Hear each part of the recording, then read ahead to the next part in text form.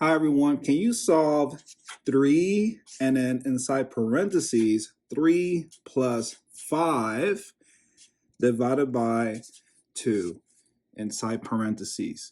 Some people start with 3 plus 5, which is 8, drop the divided by 2, and then 8 divided by 2 is 4. So the answer must be 4. No, wait, we still need to multiply 3 times 4, so this is incorrect. So 3 times 4 is 12. So the answer must be 12. Wrong. The answer is not 12. So to solve this correctly, let's rewrite the problem. 3 and then 3 plus 5 divided by 2 inside parentheses. And PEMDAS is saying that division has higher priority than addition. So 5 divided by 2 goes first. What is 5 divided by 2? I don't know, so I like to write it in a fraction form. Next, drop the 3 plus, but in fraction form. 3 over 1 equals 3, does not change to 3. And some people will add 3 with 5 over 2, and that's wrong.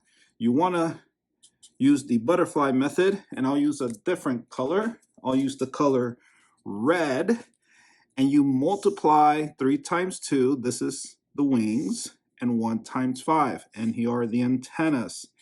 So 3 times 2 is 6, 1 times 5 is 5, and then your numerator is adding these two numbers, which is 11. 6 plus 5 is 11. And then the body is 1 times 2, which is your denominator, which is 2. Now you have 11 over 2, and it's in parentheses. Next, you drop it down and also drop the 3. So you have 3, and let's turn that 3 into a fraction. So 3 over 1. And then you bring down this 11 over 2, and you can take the parentheses off and you multiply across, or you can just multiply 3 times 11, which is 33 over and keep the denominator, or you can just multiply across. 3 times 11 is 33 over 1 times 2 is 2. And this cannot be broken down further. Let's figure out the decimal answer to this improper fraction answer. I can do it over here. And the 33 goes inside, that's the dividend, and the 2 is the divisor. How many times can 2 fit into 33? I know that 10 times 2, and I'll use the blue marker. 10 times 2 is 20, so we're getting close to 33.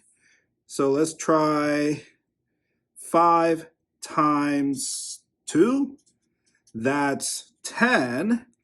And then, so notice that we have 10 and 15, so that's how many 2s we can fit.